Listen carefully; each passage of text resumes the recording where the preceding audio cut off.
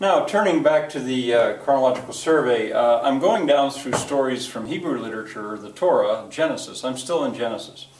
And there's lots in there. There's so many generations, so-and-so begot so-and-so, who begot so-and-so, or begat, and on it goes. But eventually we get to the story of Abraham, and we come to Abraham.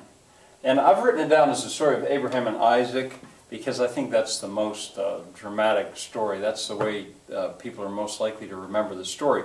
But Abraham, notice the way I've written it. His name at first was Abram, and later became Abraham. You're going to have to look into the matter a little bit more than I'm prepared to tell you about why he changed his name. I did a similar thing with Sarah, his wife. Sarai, I think it was, later Sarah. Oh, and before I forget, I might forget otherwise. Notice how common these names are. If I would ask my students, how many of you know somebody named Abe or Abraham? Well, Abraham Lincoln, he was a president of the United States. How about Isaac? I've had lots of Isaacs in class. How many of you know two people named Isaac? And on I go. How about Sarah? Such a common girl's name. I don't care how it's spelled. Sarah with the H or without. How many of you know Sarah? And on it goes. I'll do that to keep supporting the idea that this body of literature is not just important because it's scripture, so important to the Jews and the Arabs and certainly the Christians, or I shouldn't have said Arabs, I should have said Muslims. But anyway, all right, where was I? There is the story about how Abram was, I don't know the story so well, about how he was selected out and he wrestled with an angel, I think, and eventually the deal was made between Abraham and God. And that deal is called a covenant. It's like a contract. The covenant, it's called. There's another covenant that comes later on in this thinking. And the covenant basically went that God would be Abraham's God, and Abraham and his descendant would be God's people. And there we have that term, chosen people. The Jews to this day, to my knowledge, if they were completely honest, would devout Jews, they would say, well, yes, they are the chosen people. They were the ones that God chose. The chosen people. That's caused a lot of trouble over time, a lot of trouble, and I'll get into that trouble a little bit later on. Other people don't quite agree with the idea that they are the chosen people. I hadn't better get into that too much because this really impinges a lot on religion. But you need to know, that's where that phrase comes from. They are the chosen people. That was the deal that was made. All right, but on to the, now Sarah, his wife, had no kids, and she was already 80, 90 years old. She was barren. This was a curse at the time. She had no kids.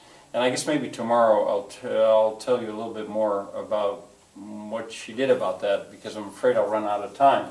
But eventually God, I'll tell you now. God told Abraham that not only would he have a son, his descendants would be as many as the stars in heaven. As many as the stars. Eventually she did have a son, and his name was Isaac. I'll tell you about Ishmael tomorrow. But anyway, now the story goes, I don't like this story. I really don't like this story. I don't like it now, and I didn't like it when I first heard it. Abraham was told by God that he demanded his son as a sacrifice. He had to take his son and sacrifice his son. That was the thing that Abraham loved the most of all, and therefore that would be the most perfect sacrifice to God. I really hate this story. So Abraham obeyed, and he took Isaac. Isaac was a boy, and up on the mountain they went. They loaded a donkey with wood and stuff, and they went up on the mountain. I've got this sort of out of order. The presence of a mountain there, one of the spin-offs from this class may well be a course about mountains, especially the Alps, and the importance of a mountain. I may trace that through. They go up on a mountain, they take the wood that they need for a burnt offering, and they build an altar. I guess I should have written altar at some point. Up there they build an altar out of stone. Isaac says to his father, he doesn't understand. They've got everything ready for a sacrifice, but they don't have anything to sacrifice.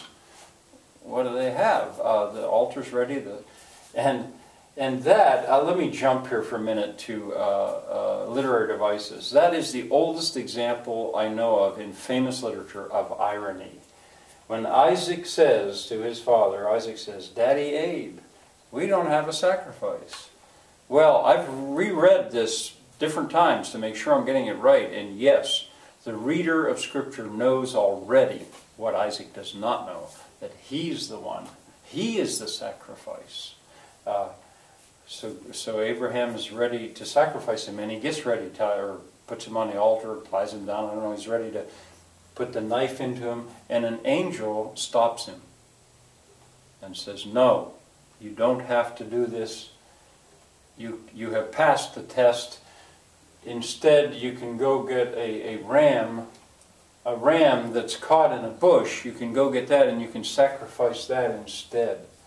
Oh, I do have altar. You can sacrifice that instead.